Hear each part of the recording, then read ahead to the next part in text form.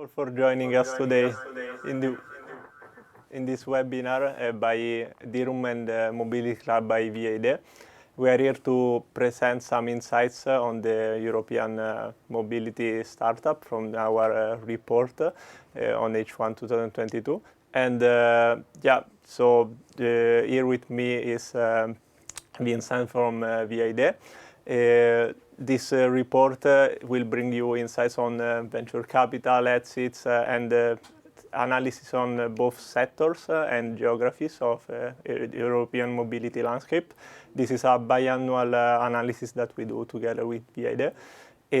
Just to introduce who we are, I'm Lorenzo Chiavarini from Dealroom. Dealroom is a global data platform on the world of venture capital, startup, growth companies, and tech ecosystems.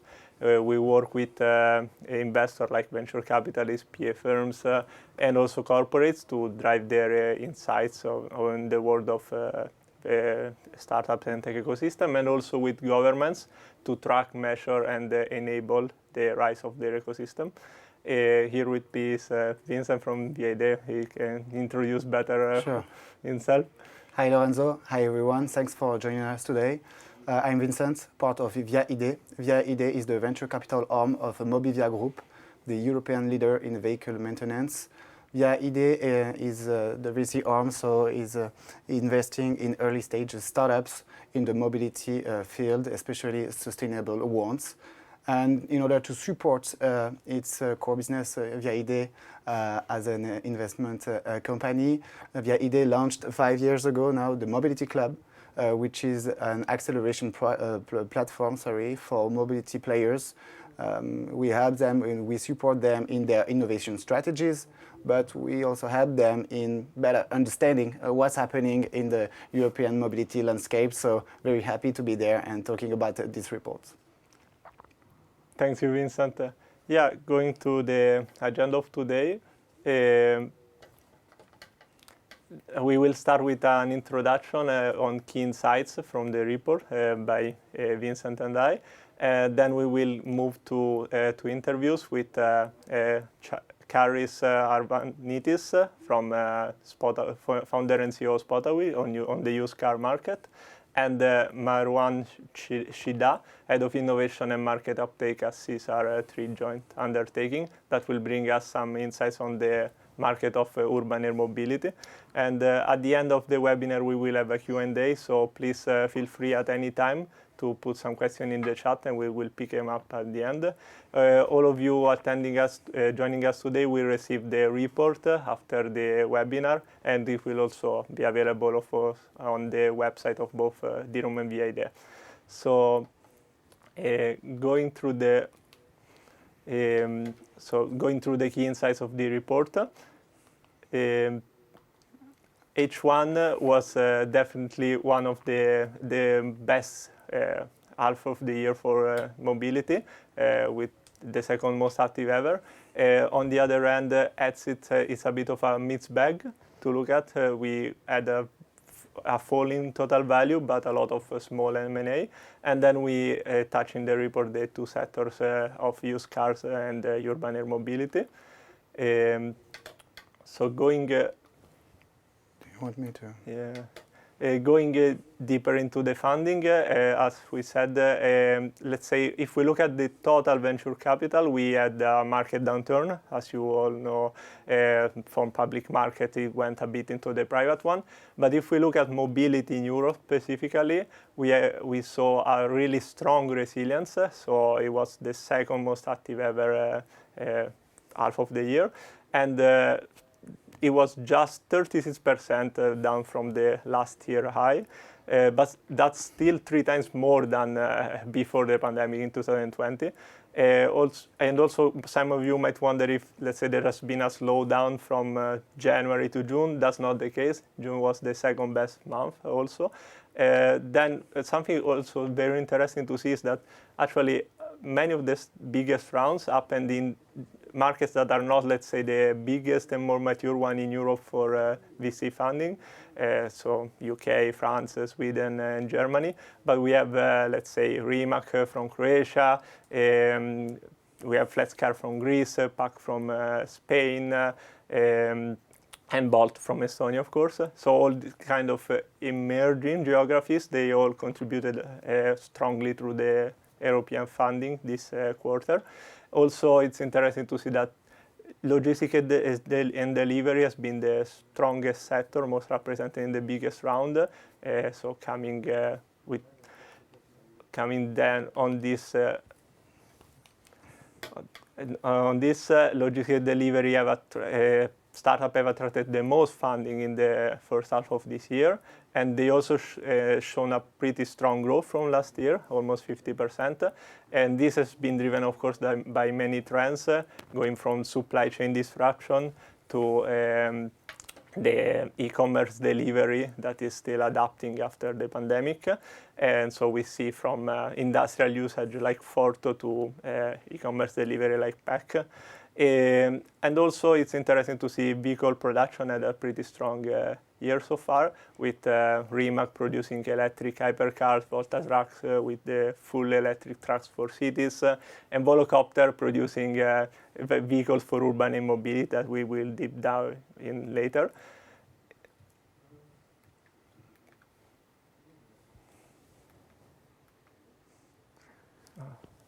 Well, we're trying to figure out how the remote works. Sorry we'll find a way. Also, Europe is showing to be the best geography for early stage innovation in mobility. So European startups dominate seed funding, attracting 41% of the total seed capital in the first half of this year.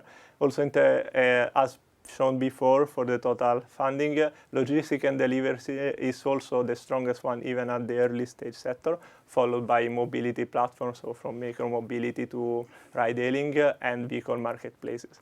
Now I leave the word to Vincent to go through exits and corporate investments. Yes, thank you, Lorenzo. I will talk about all things happening when it comes to exits also and the corporate investments. If we look at and stick to the exits, clearly the overall value of exits has fallen compared to last year, half over half. If we look at this period, it's dropped to $6.1 billion compared to $34 billion in the same period last year, and even $43 billion in the second half of 2021. We know that the current economic downturn clearly dropped all the valuations. Lorenzo, you spoke about it earlier. So it seems that the smaller M&As looks good options, I would say, for founders to exit. And as we can see on the graph, in terms of numbers, the figures are identical compared to the last year, with 43 exits this period compared to the same period last year. Now, if we zoom on the exits sector-wise, and I would say the same for venture capital investments, but also for the seed stages fundings, top three is comprised by logistics and delivery, ranking first with 13 exits. Second, we have mobility platform, and then we have the vehicle marketplace. Now, just take a look on the right-hand side of the slide. We can see the top three deals in terms of exits, at least the disclosed ones. We have Allego, Glovo, and Lyft, and also representing, I would say, super hot topics right now when it comes to new mobilities, e-mobility, but also urban deliveries. Now, I will talk about the corporate investments, and there's a lot of things to learn here. Corporate venture capital's investment just represented 15% of the total amount invested. It's very low compared to the amount of corporate investments last year that totaled 21%. So we could say that they are kind of slowing, even if we compare with venture capital fundings that totaled 63% of the total funding, but corporates are present in 5 out of 10 of the largest deals that happened this year. So why that? Maybe we can say they are more strategically focused, they are more wise in their investments, but at the same time, they do not hesitate to invest heavily in the deals that appear to be super strategic for them. And we know that in bad economic conditions, innovation is key, I would say, to prepare for future growth.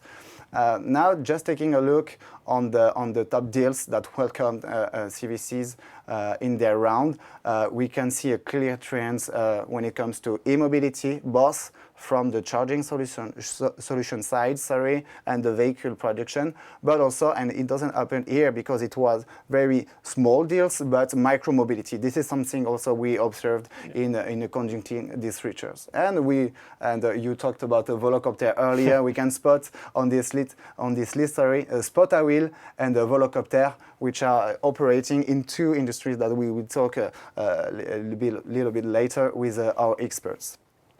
And as you know, in the Mobility Club members are also quite active when it comes to investments, ranging from Carl Lilly in the car rental space, from urban air mobility infrastructures. This is also a key topic to address with Skyports, but also 15. And this non-exhaustive snapshot of a Mobility Club investments also demonstrate how diverse can the CVC strategies be. So yeah, super insightful to analyze also what are the CVCs doing. Thank you, Vincent. Now, moving on to the next part of the webinar, we will have two interviews, as mentioned before, with the founder of Spotawheel, Karis Arvanitis, that will bring us in the market of used car, and Dermarun Shida from the urban air mobility space. So I'll welcome Karis to the stage. Karis, are you with us? Can you hear me? Yeah, we can hear you. So I'll welcome nice to meet you. Thank you for having Karis to the stage. Yeah, and nice to meet you, Karis. Are you with us? Can you hear me? You have some. Yeah, we can hear you. So I'll welcome nice to meet you. Thank you for having me. Sorry, we have a delay in the studio. Nice to meet you, Karis. Are you with us? Yeah, apologies. I can hear myself and I don't like my voice, so we are fixing the issue. Hi, Karis. Yeah, now I think we can hear you well. Thanks for the Is that better? Yeah, definitely better. Hello, thank you for having me. Thank you for joining us. Where are you, in Athens, in Greece? Yeah, I'm in Athens. Nice for you to join us. Yeah, as maybe you can introduce a bit yourself, Yeah, sure. So hello all, hello to the webinar and the team here. My name is Haris. I'm the CEO and co-founder of Spotawheel. Spotawheel is an e-commerce used cars platform, basically, operating now in Greece, Poland, and Romania. And we aspire to bring good quality cars to the end consumer and try to fix the overall problematic, let's say, process that exists around used cars throughout Europe. We launched in 2016 as a company, and at this stage we are growing, we are scaling, we are becoming more and more relevant for customers, and we're looking forward to what's ahead. Yeah, thanks you for this intro. Yeah, maybe to set the stage for the audience, can you bring us a bit in which are the challenges and opportunities in the used car space or online sales? Yeah, so I mean, we all know it's a very, very big market. So there are millions of cars transacted every year throughout the world. The problematic part of it is that it's a very fragmented industry in terms of who is selling the cars, who is buying the cars, what are the platforms to actually do the transaction. So it results into a broken customer experience and a very unstandardized, I would say. So what we are trying to do is that we are trying to create a standardization, technology-empowered platform where people can actually join, really trust what they see, and trust is a very, very, very big thing that is missing from the industry at this point, and then have all the available options for that client to touch the car or order the car online, finance the car, use the car. So make it very easy to have that vehicle end up in the consumer's hands and have a really enjoyable experience, which is, at this point, it's quite broken throughout the world, I would say. Yeah. From my side, it was impressive to see the round that you raised, 110 million in April, and especially because from our perspective, the sector has already attracted a lot of funding, a lot of players in other geographies in Europe before, and Yeah. I think some of these players were also a bit struggling with some of their models, and then we saw this round in Greece from you, and so it's like it's your model, it's the market. What's special about you that draw investor attention at that stage? Yeah, so we're very, very happy to actually have investors backing us up. I think what we do differently is that we're always have been focusing on the fundamentals of the business. So we're trying to make a very big, profitable business. So that's how the whole model is operating. We launched in Greece during the capital controls, right? So at that time, we really had to solve problems and make the best use of our funds and our efforts to make it work. So I think what we've proved so far versus potentially other competitors around the world is that we keep growing in a very healthy manner, and that would include all the cost base, the gross margins, the revenues that the business is creating. It's done in a very healthy way. So we're not funded just to grow at all costs. We're growing in a very healthy manner, and we are building the fundamentals to continue growing even in this situation or whatever situation comes along. The other great thing that we have different versus others is that we are focused on a region which is the Central Eastern Europe, which is a huge 100 billion market that is very difficult for somebody to tap into unless they can really understand the mechanics of the specific geography versus Western Europe or other parts of the world. And we are really capitalizing on the whole European, let's say, supply to find the best cars that then we can bring to our markets and cover this demand-supply gap that exists in quality inventory at this stage. So I would say that we're attracting investors' interest, and we keep attracting that because we keep growing. Even in this situation, we are becoming healthier and healthier in terms of unit economics. So the strategy is there, the execution is there, and we're doing it on fundamentals. And has been always our focus, and it's still our focus going forward. Yeah, touching on this, you mentioned a bit before in the introduction all the services that are needed for the customer experience in used car sales. From my understanding, your model is vertically integrated, so you take care of the most part of the customer experience, also from sourcing to, let's say, delivery. Can you elaborate a bit on which kind of services are the most important and that you offer for the customer, and maybe what's next? What are the areas that you are looking to expand into? Yeah, so I think that in our model, so it's a quite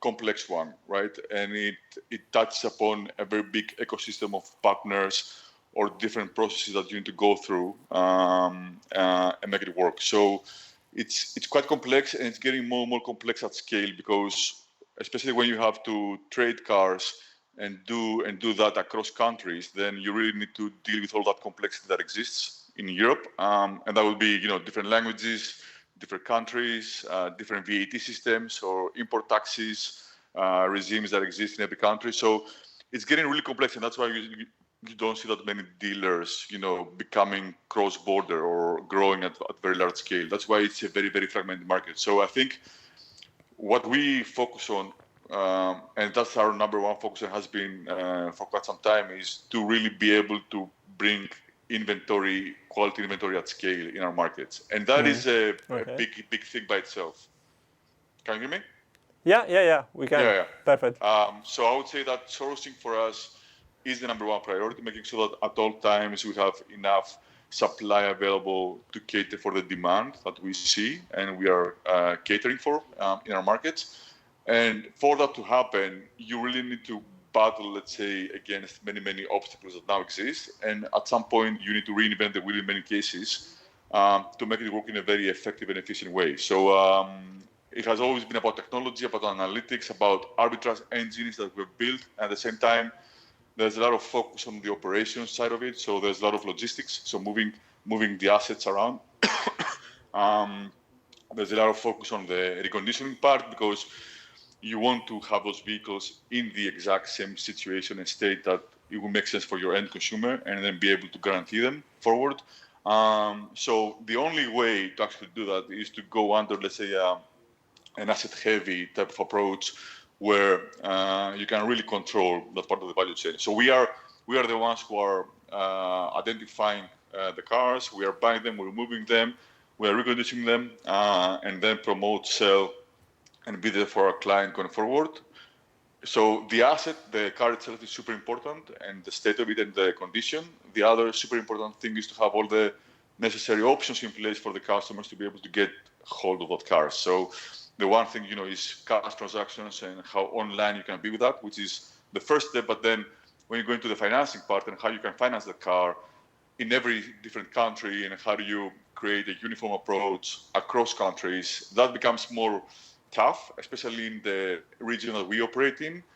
We need to solve for things that maybe they exist in the UK or in the US, but are a bit scarce in our region. So we are, the more we grow and the more partners we get trying to innovate with us at the same time. So it's getting better and better, and we are offering more and more solutions to our customers in terms of financing or leasing or subscription, any way that makes sense for our customers to get hold of our cars. Yeah. You mentioned right now financing, and I think let's say in general, the embedded finance services from leasing to insurance are, I think, in the medium long term, one of the biggest revenue growth for used car sales. Is that a strong focus for you, and what kind of services are you already offering?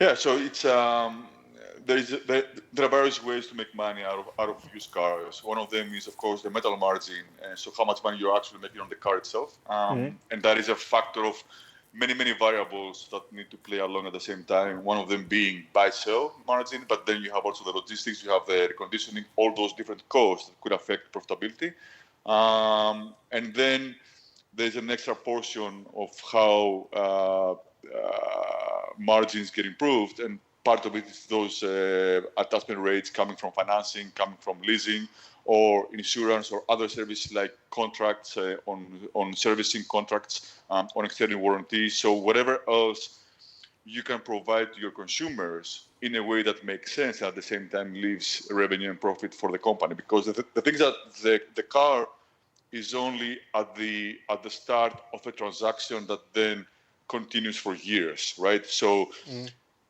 it's not just the trade of the car, and that's an instant that happens at that point, and it requires a lot of focus, a lot of trust. But then that customer stays with that car and uses that car and lives with that car, and there are many other revenue pools and opportunities that you can tap into, provided that you can provide it in a way that makes sense, that is different, and it's more valuable for your customer, and at the end of the day, it becomes also more profitable for the company itself. So at this point, we're doing full financing options. So we have leasing, financial leasing, we have subscription services, we have straight line loans for our customers, and we keep adding and try to blend them in a way that they're becoming more flexible. So when somebody wants to, let's say, buy a car, but at the same time be able to trade it after 2 years for another one, we're trying to create with our partners all these options that increase basically the flexibility of how can somebody own,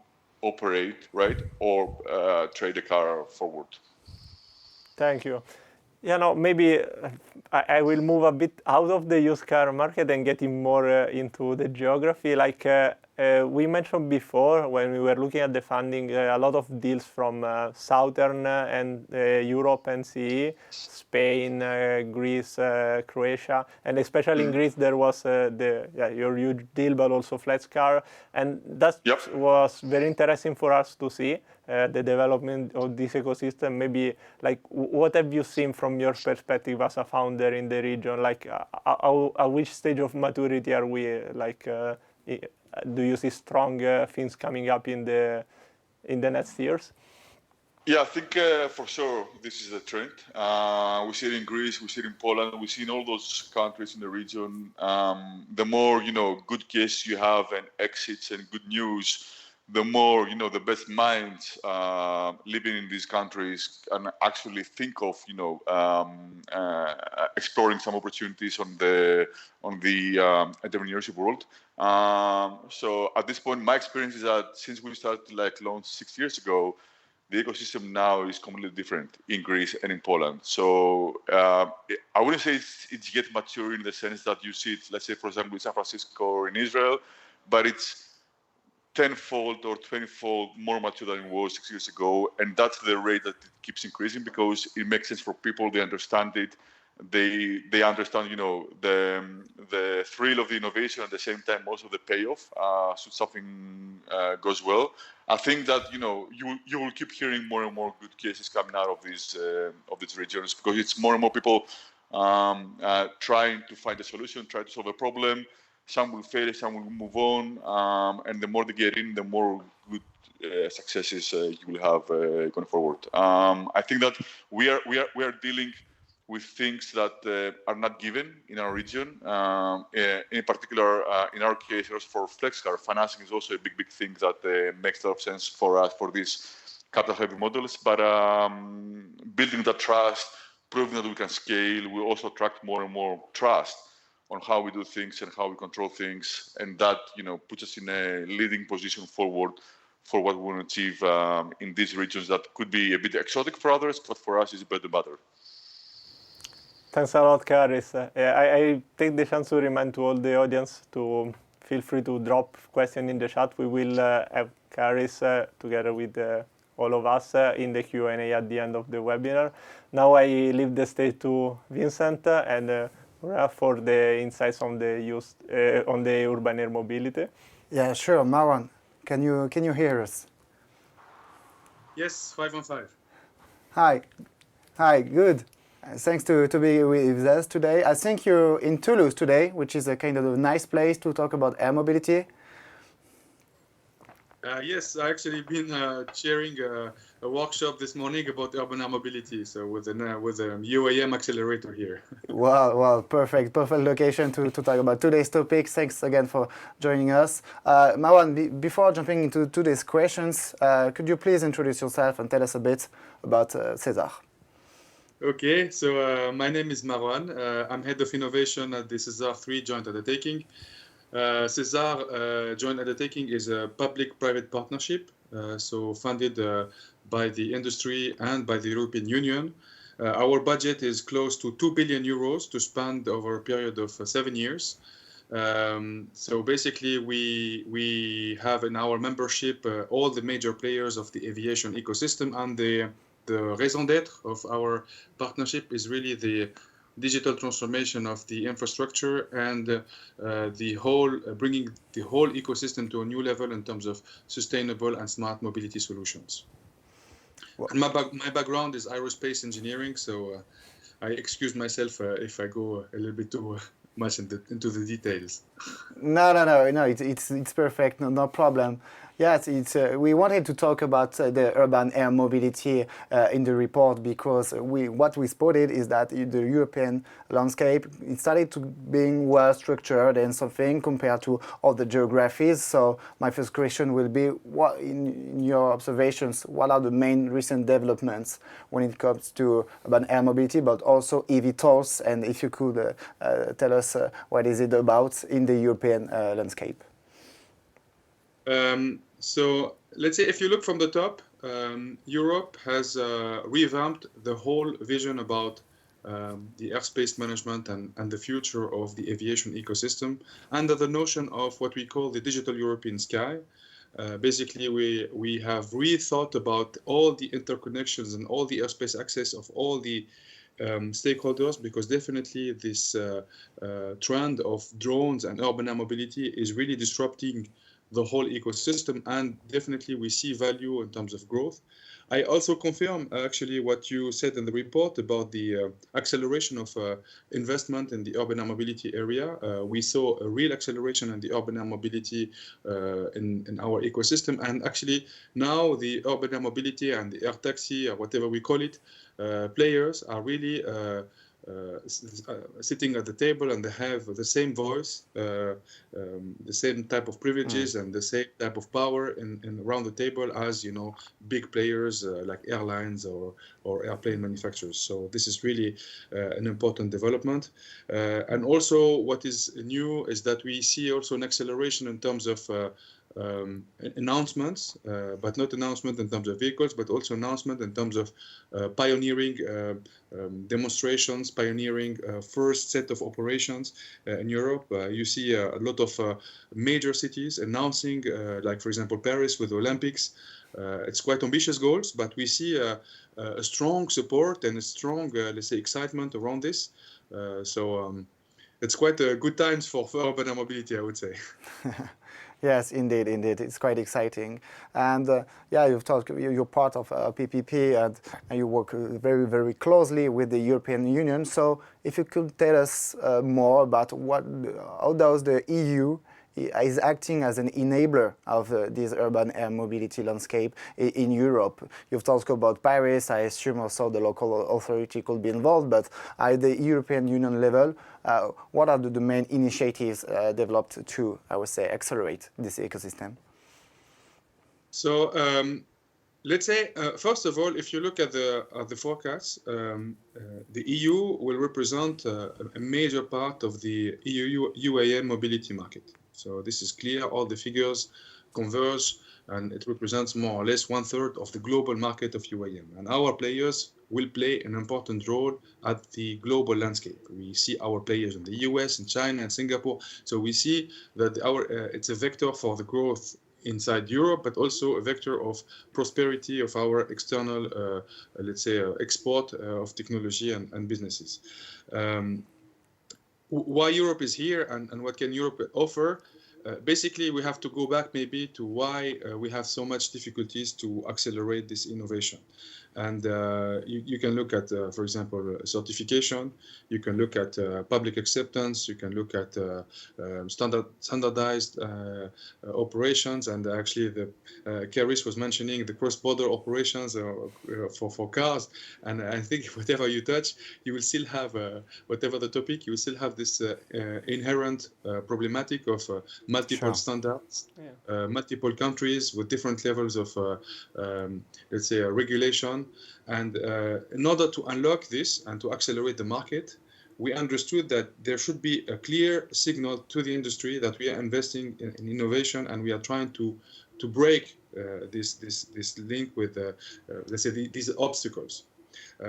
For example, we have been investing in demonstrators. We have created networks of demonstrators. There is now UAM activity almost in every country in Europe.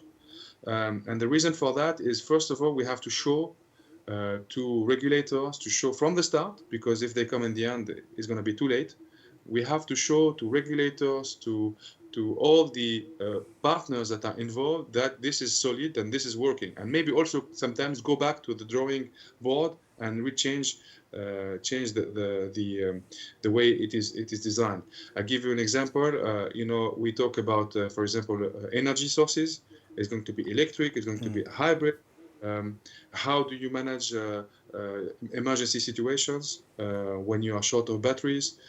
So the operational concept itself has to be matured. You need to have emergency landing vertiports. You need to have procedures for that. Airspace access. How can you integrate the airspace with different type of other vehicles on board? Some of the funny things that we are looking at as well from a European perspective is Okay, you have air traffic control. For even for passengers, air traffic control is not necessarily something that we think about, but this is like an underlying and very expensive piece of the puzzle. And how do you expect air traffic control to deal with these type of helicopters, autonomous or with pilot? Does will a human talk to another human, or will it be a machine talking to a machine? Um, so these are the obstacles, but in a way, Europe is investing in seeing is believing. So we have to see it working, invest in demonstrating, even though it's not completely mature. That's okay, but we should avoid as much as possible to arrive to the end of the cycle having bunch of gadgets, and they cannot really be certified or fly. Understood. Yeah, it's true that regulation is key, and you've talked about it. It's all about safety, certification. How do we manage this new area, this new air operation? But you've said previously that Europe represents roughly 1/3 of the total market at the global level. Before talking about the regulations themselves, and maybe try to do a benchmark with the other geographies, in your opinion, what are the main strengths of the European ecosystem when it comes to urban air mobility? It could be either for the vehicles, the infrastructures, funding. What are the main, I would say, enablers for you? First of all, I'm always impressed. I'm really impressed about the innovative energy that we have in Europe. We have innovators that are really brave, and in my area of work, I see a lot of creativity, a lot of energy in terms of trying to make it happen. And you see how many players already we have here. It's impressive. We have already, 4, 5, 6 major urban air mobility platforms that are really competing at global scale. So from that perspective, we are quite good. If I quote my former boss, my former CEO, he used to say, in terms of digital transformation, we have lost, or more or less, we have lost the game for the major players like Google and so on. But in terms of aviation, we are actually going towards winning maybe the competition in terms of digital transformation of aviation. One also strength in terms of European ecosystem, I think, is the way we have our approach to the topic. I think we have a very structured approach. We European like, to plan things and do the plan. And in a way, we have started the game maybe a bit later, but since we have a kind of a structured approach to things, at the end of the day, we will make it first, maybe. Hopefully. Well, thank you. Yeah, now let's try to do a benchmark with other geographies. In your opinion, how friendly is the regulation? One, can we say about the European regulation, and if we could also illustrate it? I know when we prepared this discussion, you were providing great examples of drone usage during the pandemic and so on. What's about the European regulation compared to other geographies?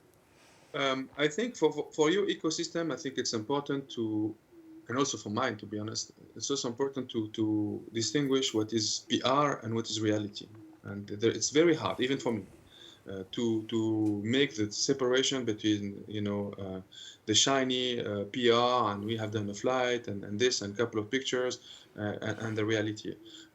And to be honest, like for example, if you look at China, there is a platform called eHang. It's very known. Has been flying, for years now. Even sometimes taking journalists, hovering and landing. But in the end, this is not certified. This is not certified, and perhaps will take a couple of years to get certified. Why? Because sometimes the excitement makes some shortcuts in a way. While we prefer to have, as I said before, in Europe, a kind of a structured approach. In some countries in the world, I was really impressed how fast things could go. I was mentioning, I think, Africa and Rwanda, how in the pandemic, they have used drones. It's a very simple and straightforward application. They have used drones to carry PCR tests to the hospital. So they had a whole, infrastructure going on. And what is really good with that is finally, it's a kind of a low-cost investment. We're not talking about a helicopter-size thing like big, massive avionics piece. We're not talking. We're talking about maybe a meter and a half type platform with fixed wing.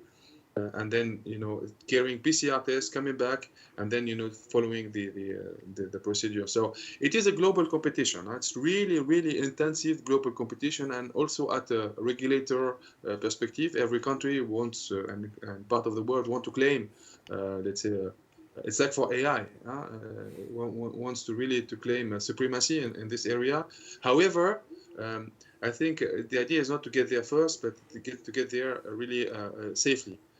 So this is where I think our structure is quite, we call it proportionate. I give you an example. I don't know if we have people here from the US, but definitely, for example, in the US, now there is a severe downturn in terms of change of certification baseline. The FAA has finally decided to change its mind in terms of assimilating, UAM platform to light airplanes, and now it's under another regime, so they have to rethink again the certification baseline and redo all the safety assessment. So I'd say we are kind of in the middle here. We are at a sweet spot where we test, we see, we adapt, and we have talking about European Aviation Safety Agency. My organization SESAR, we collaborate very much with them, and we have created this tandem of being there from the start. So accepting also that the regulator does not know everything with these new things, and we think we are experiencing the same type of stories with the autonomous cars. We cannot just come as a regulator and drop a bunch of rules without knowing how the system will behave.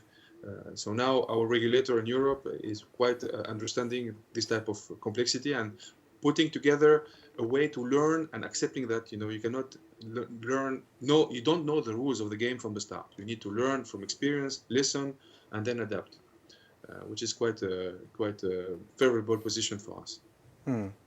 Yeah, thank you. You learned not by walking, but by flying. And just a last question for you, Marwan. In the report, we are highlighting the fact that these new entrants and these players, they have a very ecosystemic approach, and incumbents also and industrial players are kind of key when it comes to also enabling these new players to operate. I know that you're also talking with them very closely. Or would you say how innovative these incumbents are when it comes to eVTOLs and new flying vehicles? So in terms of ecosystem, I think it's what is fascinating is that the boundaries of this game are not defined. Really, the boundaries of this game and the positioning and strategic positioning of a particular startup or player inside this ecosystem is quite open. Some could decide to operate and some could decide to operate the drone only. Some could decide to develop the drone and operate. Some could decide to just outsource all the services. So the rule. This is really the beauty of the game. There are so many business opportunities for everybody. But I guess what's going to happen in the future is only, let's say, the solid business cases will remain, because today there is a lot of I would say a lot of agitation, a lot of excitement. But I anticipate in this business that there will be a kind of consolidation of the market, and a couple of big and trustful players will remain, and maybe the others will fuse or consolidate or even change the business models. So yeah, let's see. Thanks a lot for sharing, Marwan, and you can stay with us for the Q&A session. Thanks again. All right.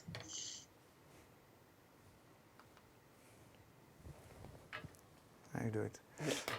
So thank you all for being with us until now. We got some few questions that we will go through.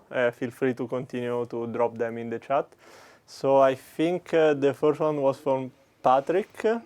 How will the coming economic crisis change the VC investments in mobility startups? So yeah, if we know it, like we would be very rich. But something that for sure we are noticing across sectors, not only just in mobility, is that of course heavy, cash-heavy business models have to really prove their value now. So last year there was a lot of euphoria. There were a lot of money for startup, and sometimes I think we went a bit too far. So some models received a lot of funding and grew a bit too fast. You can say this in retrospective, but at the time maybe it seemed totally right. So now, also thinking about the two segments we did that today, used cars and urban air mobility, they are both quite cash heavy in the majority of the models. So players there they really need to show now revenue, traction, serious metrics. And if there is any upcomer that needs to receive funding or they need to receive a follow-up, they will really need to show their value. So what we will think will happen, it depends a lot. We think that the major pullback in general has kind of happened, the adjustment from last year. And so we still see a really strong growth in European mobility, but we think that some sub-segments will suffer a bit more. A segment that I think it's in the news a lot today is like 10 minutes delivery, quick delivery. And we saw a lot of players struggling there. Last year they raised billions in funding, and now we see them pull back from many markets and laying off a lot of employees. So some of these models are having troubles, the one that really burn a lot of cash, but then we see a lot of other getting money. For sure, there is funding in Europe for mobility, and there is a really strong growth. Yeah, I agree. And I think there was a question on the role of oil and gas companies in the charging infrastructure. Maybe you want to take this, like which role can oil and gas retailer play in the future of mobility beyond the charging and fueling infrastructure? Yeah, it's a super interesting question, while kind of prospective. No, we know these players. We work very closely with them within the mobility club. Now, to be honest, I cannot answer beyond charging and providing energy, because it's the core business. But what we observe, it's based on the charging, based on fueling and whatever. They are building more and more services.